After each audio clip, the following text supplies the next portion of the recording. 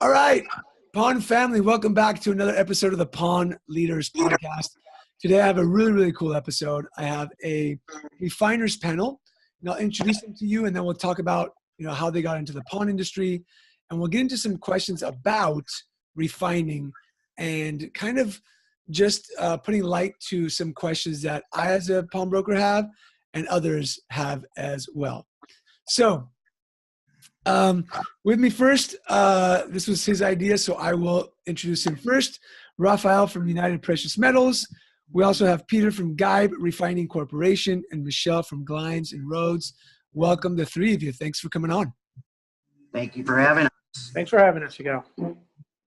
Thank you so much. Okay, really quickly, I'm going to start ladies first. Really quick, tell me how you got into the pawn industry or the refining industry and working with the pawn shop. So Michelle, go for it. 2 years ago, I quit my job, and then I had to find another job, and I went through 5 consultants and 3 sales managers to get a job at a different refinery. I loved it. I loved the pawnbrokers. I loved the stores. I loved the job. And then I found my home over here at Gline and Rhodes about 6 months ago. Awesome. Peter, what about yourself, brother? How'd you get into the refining and especially into the pawn section? I was a full-time actor. I made my living doing television and radio and print and all the good stuff. And there was a strike in 2000, and that's when I transitioned into sales and found my way into the refining industry and just really caught the bug right away. I loved metals. I loved calling on pawnbrokers, and that was going back almost, I'm going to be in this industry 19 years coming up very, very soon. So it's been a lot of fun. Nice, man. Very, very cool. Rafael, how about yourself, brother? How'd you get into the refining and then in the pawn niche? Well, I actually started in a company that was based in Florida, a gold buying operation, and we only bought gold from pawn shops, and then eventually we sold all that gold over to the United. So after about 5 years there, United asked me to join their organization, which already did a lot of work with pawn, but not a significant amount. But we came on board 2010 and just really blew up the pawn industry as far as refining was concerned with United, where now we have a nice foothold with our pawnbrokers and the associations, and really just getting everyone involved and supporting the industry, the associations as a whole. Cool, man. Very, very cool. So let me ask the first question. I was a pawnbroker for 16 years. I used a lot of refiners. And let's talk about this whole 98, 99% business. I think it's hard for a pawnbroker to realize that a refiner can live off of 1 or 2%. So Peter, let's start with you, man. How do the refiners, when we're talking about 98%, 97%, 99%, 99.5%, how does that work? And how does a refiner really keep the lights on if they're making such a small spread? Volume. It really is primarily about volume, and I'm sure my friends with me on this podcast will agree.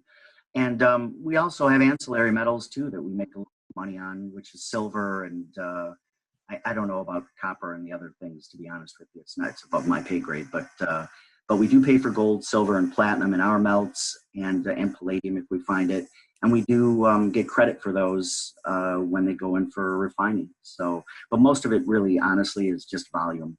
And everything doesn't have a 0.5%. We also do silver, which carries a little bit more margin. Sweeps, which carries a little bit larger margin. And so there's gold filled and what have you. And it's not just, it's like a pawnbroker. You have $1 here, $1 here. Sometimes you have $5, sometimes you have $10. And at the end of the day, it all kind of adds up, Gotcha. Cool. Michelle, what about you? Yeah, it's the same thing. I like to explain it to people as, to us, gold is like the dollar menu. It's actually what gets you in the door. I try to tell people, because there is a variety. I mean, when I walk in most shops, they say, well, what's your percentage? Well, that has such a variable depending on how much volume are you sending, how much are you doing on it, basis, because as Peter said, it comes down to volume, so we can do a different percentage, and I had one person telling me they get 100%. And I said, well, okay, that doesn't make any sense to me. But once we looked, they were getting a huge discount off market. They didn't notice, so when you're talking to refiners, that percentage really is, as Peter said, it's based on volume, and the gold is probably the least amount percentage wise we do make. Yeah. So it's kind of like a loss leader, right, Rafael? Is that what I'm hearing? Absolutely. I think Peter hit it on the head, and Michelle did as well. When it comes to refining scrap gold, there are, of course, other metals that are in there. I mean, you don't get 24 karat gold, you get 14 karat. So the silver that's in there, and yes, the copper, all the other additional metals, the PGMs, the platinum and palladium, all that's in there, it does add to our bottom line.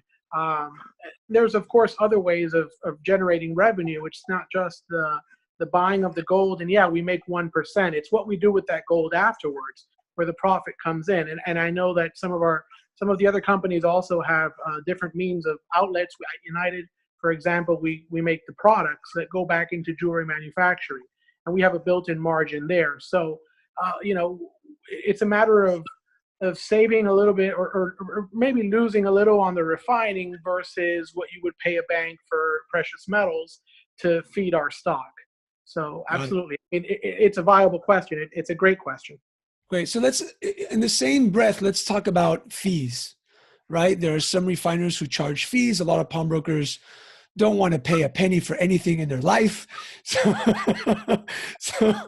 any fee scares them, although they charge fees. And so what's the difference? Let me give you a quick example. I know that my father used to have money exchange. And there was a lot of money exchange houses that said no commission, and some that charged commission. And it was kind of confusing because the no commission people would maybe give you a less better rate, I guess. The commission people would give you a much better rate, but charge you some commission off the top. So let's talk about fees. And Rafael, let's just start with you because you ended off the conversation. To fee or not to fee? That is the question. Absolutely. I think one of the main questions we get, of course, is, I get this much from this company and they charge me an assay fee or a finance fee. It's built into certain business models. It's not really into ours. I mean, we have to conduct an assay regardless of whether, we charge you for it or not. So it's just as an example, the assay fees, some companies will charge an assay fee, and I think it's reasonable. To a certain point. With us, we do waive the assay fee because it is something that we conduct regardless of the fact. We have to assay your lot to know what's in it. And then when you have companies that offer advances for a finance charge, an interest fee. And again, it really is up to each individual company. United doesn't do it. We don't do it because it's your money. I mean, we're not going to charge you an interest on holding your money while we sell your products. Yeah. But again, that's to each company its own. Yeah. Peter, what about you, man? Not directly talking about your company, but what I'm asking is, your take on fee or not fee. How does that work? And what does a pawnbroker need to know to make an educated decision? Yeah, with respect to fees, I've always been of the belief that it's just like shipping. Someone says free shipping. You say, well, FedEx has fees.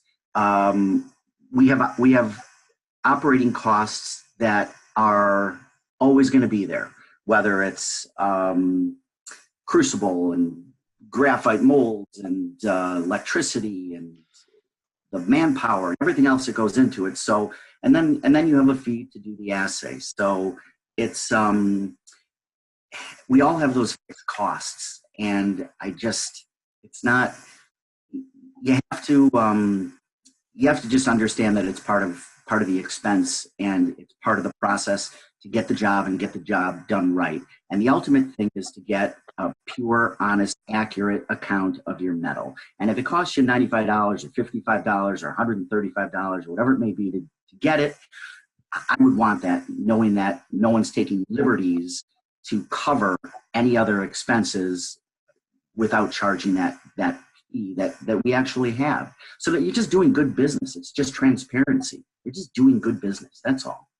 I think you brought something up really good there. And Michelle, I'll get to you right now, which is paying a certain fee if you have to or you want to, whatever your choice is, to know exactly what's coming out of your lot, right? Because as a business owner, as a pawnbroker, we're buying and we're pawning all day long. And if we're just sending because we want to get a check, that's one thing. But I think we have to know, man, are my employees, paying the right amount? Are our margins what we're expecting them to be and what we're budgeting for? So like the right assay and making sure that the metals are correct. I think that's super important. Michelle, what do you think about that? It is. And I'm going to say, I have yet to find in any refinery, you're looking at, not only are you paying for experience, you're paying for somebody that knows how to melt this correctly. You're also paying for things like, there's a lot of bimetal products that are hazardous.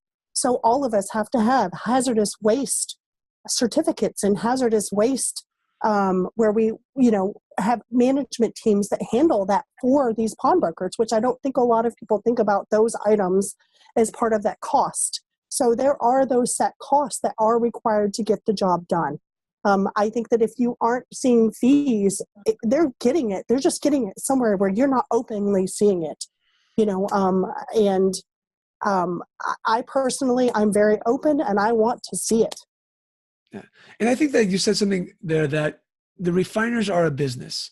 And is it okay to say that for a pawnbroker to expect to get 100% of gold value, like you said, Michelle, somebody was offered that, isn't really fair, because you guys have costs of business, right? The assaying and the melting and the hazardous waste, and there's some cost just like the pawnbroker has, right?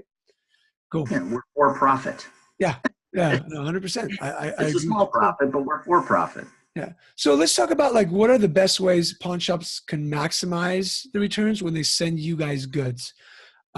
Peter, I'll start with you. What's the best way to, and we'll kind of lump in a lot of questions in one. What's the best way to package the material, separate the material, so that they can maximize the return, and the reporting is what they expect coming back and not getting a surprise? I think that one of the ways that I always tell my clients is that you're welcome to ship in mixed karat gold in one bag. And you're also welcome to separate it, 10, 14, 16, 18, 22, 24. The benefit of separating the materials when you're shipping it into your refining company is that you can actually determine how much pure gold is in that material before you get it. If you're sending mixed karat gold, then you're not really, you're kind of guessing, if you will. So I think that's a way to maximize your profit, because sometimes the market over the past couple of days will go up, and like it did, and sometimes it'll go down like it did yesterday. Yeah. Yeah. So you're saying, it's better to separate the lots by carat, just to be able to maximize the. Yeah, you want to know what's going in there. Yeah. Got it. Rafael, what do you think? Yeah, I think to a point, yes. I mean, I always say the refiner is more like the report card. If you want to know how good your guys are doing, how good they're checking, then yeah, you want to separate it out, send a 14 lot in, send an 18 lot in, and you're going to get a report. And you're going to know your guys are either testing it right or something's going on. When it comes to separating lots, there's always mixed reviews, because of course we do all have minimum charges. So if you have a too small of a lot, only maybe 40, 50 pennyweights of like 10 karat or something, then you run the risk of getting tagged with a minimum charge on that lot. At the end of the day, gold is gold, whether it's 10, 14, or 18. We're going to extract just that gold and give you a number. I have a lot of customers that do paper assays before they send it, and they say, well, I'm sending this much 10 that has this much contained and this much 14, and a lot of them are dead on. You'd be surprised how they're able to calculate the lots. So for that customer, mixing it up, it just makes sense to avoid that minimum charge. Gotcha. Separating it, it's really how, I would only recommend it if you want to test, the level of your staff as far as testing their gold. Great. Cool. Michelle, what about you? What do you think? Yeah, I would say the exact same as them. I said it's a very good indicator of how well trained your staff is. If you break it out, because then you know what they are. But at the same time, you the risk of having more fees. At the end of the day, if we have to do a 14 karat lot, an 18 karat lot, 24 karat lot, 10 karat lot, and a lot of the smaller shops, it just makes more sense. Now, that being said, all of us still have the ability to run you a report at the end of the year, and you can see by store or by location, if one shop was, suddenly doing, 52% and they've dropped down to, 34%, something's going wrong, but that's where we're going to call you anyway. And we're going to say, hey, we're seeing a huge discrepancy here going on. What's changed? And that's a conversation all of us would have. So mostly I find that most people send in based on what they need for their reporting, whether it's they're used to lumping it together and it's one fee, one number that they look at for all their stores, or they like to break it out and see what they have. Love it. Well, when you're shipping in separately, you don't necessarily always have to melt it separately. You can still commingle the material and ship it and refine it as a mixed karat gold lot. But to know, for instance, I used to have a client in Texas, I won't say where, but in Texas, shipped a very large lot. This is going back years and years. It's probably 380 ounces of gold. And 14 karat was dead nuts on. 18 karat, we weighed a little bit more. The 10 karat was 13.1 ounces off. And I called this guy and I said, hey, everything is good. However, 13.1 ounces out of the 10 karat is not there. God darn it, Peter. Find my goddamn gold, blah, blah, blah. Swearing up at me. Click, hung up on me. 15 minutes later, called back. I found a bag of 10 karat, 13.1 stones in the top shelf of my vault. Never said thank you. Never said sorry. I apologize. I went off on you. Because I was like, it's not there. Yeah. So, and I continued to do business with him for about 6, 7, 8 years after that. And he yelled at me a few more times over. But the fact is that it was easier to know where that problem lied rather than sending me in a bag of mixed karat and saying, hey, Yigal, your gold was 13 ounces off. What do you mean? Well, at least I know that it was in 10 karat. He went into his vault and said, hey, guess what? I just found 13 ounces of 10 karat. So that was what I was kind of getting at a little. And so you brought up shipping. Let's talk about that. Let's talk about, a lot of pawnbrokers are weary of sending 40, 50, 60, $100,000 worth of gold through FedEx, through the Postal Service, through UPS, whatever it is that's carried. Let's talk about that. Let's talk about the insurance behind it. Let's talk about the fears behind it. Is it a good idea? Is it not? Obviously, it's impossible for you guys to pick up from all of your clients nationwide. So talk about shipping. And I've seen, you guys have the big drums and the plastic. There's different sizing. Should a pawnbroker be afraid to ship? Yes or no? Rafael, I'll start with you. Absolutely not. I think as far as shipping is concerned, it's become a lot more normal for folks to do shipping. Yeah, you still have some companies out there that work locally and they'll come by and they'll pick up and they'll do the cash payment. And that's still around to a point, but it is disappearing. And I think, some of the companies you mentioned, FedEx and UPS, they do a great job of, transporting these metals. When it comes to the insurance companies, they have no hesitation on covering these packages because of the great job that these carrier companies are doing. It's just a matter of trust and understanding that, when you do ship to a refiner, you, as long as you follow the instructions, whether it's double boxing and, labeling it properly and not including the word pawn or jewelry on the outside label, as long as you follow the instructions, there shouldn't be any problems. Got it. Michelle, what do you think about people shipping? And if you can kind of talk to what Rafael said about not writing pawn and jewelry, what happens when somebody does that? What's the fear or what's the cause that you don't want to write pawn and jewelry there? Right. So I'm going to tell, I was in actually shipping for 12 years. So I have inside knowledge about how to handle all the insurance, what goes on behind the scenes when those packages get shipped.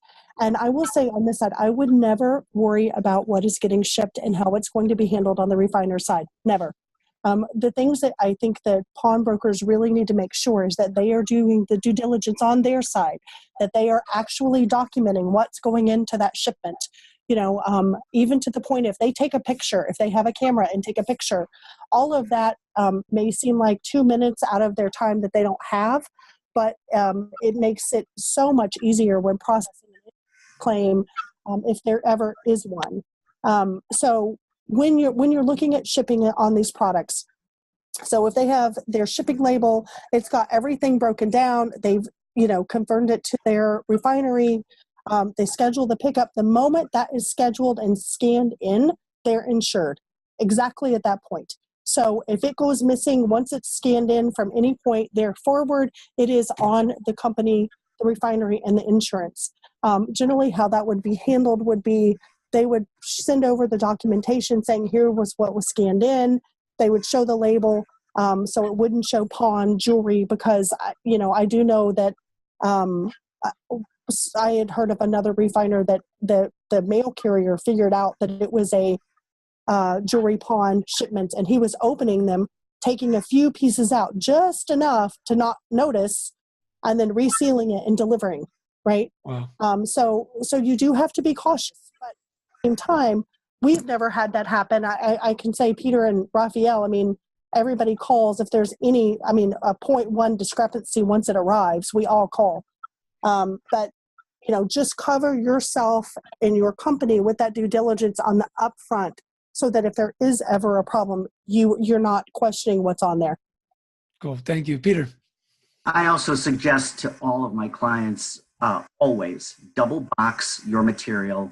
Always make sure that there's either an inside label, a label on the inside box over the top, and a packing list or a business card or some sort of a note that says, here's what I'm shipping, describe what you're shipping, karat gold, is it a stone removal for a stone removal and return? Does it have sterling silver? Does it have some platinum in there? Whatever it may be. Box that up, seal it up really well, make sure nothing jiggles or wiggles, and put that inside another box and seal that up and put the label on the outside. I ship thousands of packages a year, and I, knock on wood, have never had a problem with shipping. But just make sure that everything is sealed up, packaged well, and I always just say take the living heck out of it, and always make sure that they scan that label in your store or at the FedEx facility when you drop it off. Once they scan it, as Michelle said, they are responsible for it. And it's typically a 1, 2, or 3-day journey, depending on how you ship it. So let me ask this question, talking about the 3-day journey. As a pawnbroker, we would melt to make payroll, and we would need money ASAP. My question, because I've never seen the refining process, how long does it take once you receive material to know what the package has in it, the value of it, and to be able to pay a pawnbroker back? Now, there are some companies that will give an advance, Rafael, like you said, for a fee, or if you've been working with a refiner for a long time, I'm sure they have some trust in the process. But how long does a process take? Is it like right away, I should have my money, should I give me money now? Or does it take the refiner some time to get this done? So, Rafael, go for it. Well, just to make a correction, yeah, some of them do the advance for a fee. We don't. We don't charge a fee for that. But usually we receive packages by 9 a.m. in the morning. Some of them are in as early as 7, but the last wave of FedEx arrives somewhere around 9. And usually by 11 a.m., we can do preliminary assays by noon, depending on how many lots come in. And now a preliminary is just an X-ray. It's not going to give us the final number, but you'll have an idea of what's in there if you need an advance, so that you can get that by noon or 1 o'clock or whatever. The fire assay does typically take, a couple hours, and by about 6 to 8 hours, depending. So we do settle 24 hours after. Now, some customers prefer the advance, like you said, and what that does is it kind of sidetracks, it kind of speeds you into the race, but then it slows you down to the finish line with us. Because since we were already advanced 90%, 95%, whatever it is, then your settlement actually takes 48 hours versus 24 hours if you don't advance. But typically for a pawnbroker, if you are looking to make payroll or taxes or whatever it is, you should expect to get paid at least a good portion of it on the day of receipt. Good. You guys agree with that, Peter? I'm sorry. I was going to say, communicate what you need with your refiner. I mean, my clients call and say, hey, it's Friday's coming up. Can I get in advance? Sometimes I'll even pre-deliver advance and give my clients some money before the weekend if a holiday like Monday is coming up where the banks are going to be closed. So communicate what you need, communicate what you want. And, you know, our gold melts are typically about 3 to 5 business days. Our stone digestion lots are typically about 8 to 10 business days. Stones are cleaned, are separated, are hydrofluoric washed, and you know, there is some time that takes to it, and we don't, and I don't think any of us do, pay on X-ray. We will X-ray something to test it, but we don't pay on X-ray. We do fire assays, and you know, the little chop shops that are around that are paying within 2 or 5 minutes. It's not for the benefit of you, the pawnbroker. Gotcha. Michelle, can you just quickly explain the difference between the fire assay and the X-ray? Yeah, so for the X-ray, generally it's melted, and then they stick a pin in it, and it goes through an X-ray machine, and then it does a kind of quick analysis of the material. Whereas the fire assay, they actually melt and separate the gold, and that takes time. It takes time to do that. And one thing that I have told people, a lot of people don't ask the refiner, how updated is your X-ray machine? Because I've seen X-ray machines that are from the 80s out there, you know, on there, and the material, you know, is going through something from the 80s, okay, versus, you know, do they have new X-ray machines? How, you know, how your melting staff, how long have they been on staff? Because that matters. You know, do you have a master melter or not? You know, and those are questions a lot of pawnbrokers don't tend to ask of their refiner, but it matters on what comes out of your product. Love it. Thank you for that. And guys, I want to end with this question. I want to talk about maybe some mistakes that pawnbrokers are making at the pawn counter when testing the items, and how we can better help them to, you know, get a better result when they're buying or pawning the gold. So Peter, I'll start with you. What do you think, you know, one mistake is that pawnbrokers are making when testing their gold, and then expecting more money when they send it into a refiner? Literally just a few weeks ago, there was some really good bad gold going around Florida. And one of my clients, upon one of my posts on Facebook, said, hey, that girl was in my store a few weeks back. We tested her piece on the stone. It tested fine. We tested the piece on the piece, the acid directly on the piece, and it bubbled green. It turned green or whatever. I forget what it was. But I think that's an important thing, that don't always trust the stone. Trust your instincts, your sight, feel of it, the look of it, the smell of it, and also test the actual piece, and test deep enough when and if you can, because we're seeing a lot, not a lot, but we're seeing a lot coming through that, hey, you know what, you didn't catch it because the magnet didn't pick it up, but you had a lot more silver in that material than there should have been, and your gold count was low. And then they'll say, you know what? Yeah, I did. I had that one big bracelet in there, and we weren't sure about that, but we put it in thinking that it was 14 karat, and well, guess what? It wasn't. But had we separated that out or segregated that from the other lot, and had we known about it, we could have actually X-rayed it or destructed it and melted it, and actually X-rayed it or done a separate fire assay on it just to make sure that it wasn't being commingled with good material. Gotcha. Rafael, what do you think a big mistake that pawnbrokers are making at the counter? I think as far as testing is concerned, you really have to do a good job at it. I mean, I know that a lot of customers come in and they don't necessarily want you scraping their jewelry, or they don't want you cutting into it. But at the end of the day, I mean, you really have to protect yourself here. I agree that the stone is your first line of defense. Having a good rare earth magnet, you know, to run over that is important. Now, we always recommend, you know, really using a file and filing into the piece, just so you can get into the, you know, past the first few layers of the metal, which is usually where the good stuff is. And if it's a bad piece, then once you file into it, you're going to find, you know, the lead or whatever is down there. We always recommend filing into it and testing the area that was filed. Now, that also brings me to the point where you said, you know, how can they also, it's not only a mistake, but also maximizing it. I think when you're testing gold, at a pawn shop, you should have a specific area where that takes place. And when you're filing into a piece, I would do it over a specific drawer, like a jeweler's bench has a drawer where they do their filings, because all that filings is falling down on the ground somewhere. And, you know, jewelers know to catch that. Some pawnbrokers don't, but that adds up over time. And, you know, maybe over 3 months or 4 months, you're going to see all that dust, and you collect it every day. You put it in little baggies. You know, you'd be surprised how much metal you can recover from just the scrapings that you do over the counter. Awesome. When I first started, some of my pawnbrokers used to throw their sweeps away. In fact, when I first started, we didn't even have stone digestion lots. We used to melt those lots with diamonds in them, with the melee. And I can only imagine how many tens of hundreds of thousands of dollars were melted with stones in it.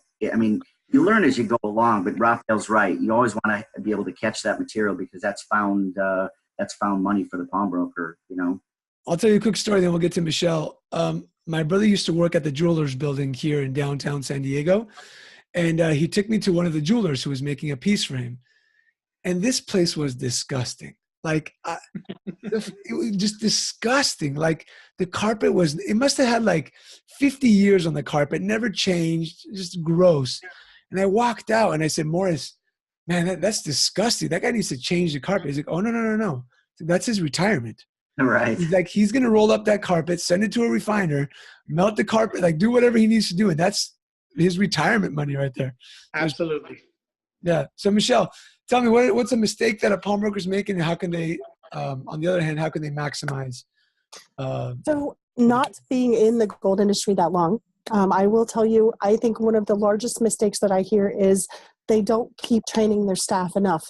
You know, when you talk to people, they talk about staff turnover.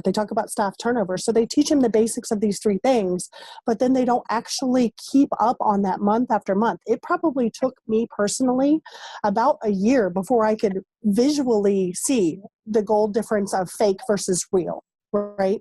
And so I think when using your refiner, I mean, I have a couple of clients that they take a separate container, and if they think that it might be fake or might be low, they throw that one piece in there. And then when they send the refining lot in for the month, then we x-ray test those pieces, and then we send them back tagged so that they can train their staff. Okay, so this piece was marked 14, but it came in at 9. You know, this piece was marked as platinum, but it was nickel and or marked silver, but it was nickel and rhodium, you know. So I think that keeping a consistent training method with your staff, where you actually sit down with real pieces that are fake, that are real, beyond just the everyday stuff, is really going to help them, you know, figure out how to see that when it comes in the door. Love that. And I think a good idea that just popped into my mind, and I'd love to share with the listeners, is you can even hold something like a testing Olympics, right? You have a staff meeting, you have some fake pieces, 14, 10, and then they just, you know, you do like a game, you give them a chart, and they have to say, you know, piece number 1 is what, piece number 2 is what, and the winner wins a prize. Everybody has fun, and you start training people, and you're also building up your culture at the same time. So to the 3 of you, to Rafael from United Precious Metals, to Peter from GEIB Refining Corporation, to Michelle from Glines and Rhodes, I want to thank you guys for being on the podcast, giving so much value to the Pawn family. And for the listeners, they are in the Pawn Leaders Podcast Community Facebook group. If you haven't join in today. We talk about everything from life, goals. We can talk about refining, whatever question you have. I know that all 3 of them are in there. And thank you so much for listening. And to 3 of you, thank you so much for being on the show.